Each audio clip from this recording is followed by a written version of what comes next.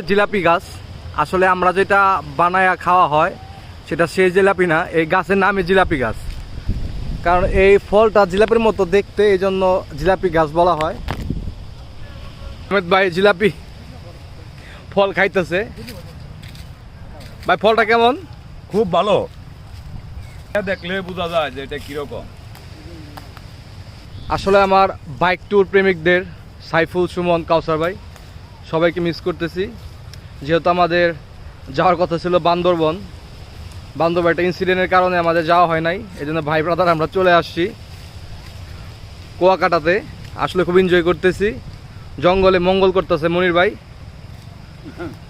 আমাদের সে রাক্ষস শফিক ভাই, সে জিলাপি খাচ্ছে, ফল এটা বানানো জিলাপি না, গাছের জিলাপি ফল।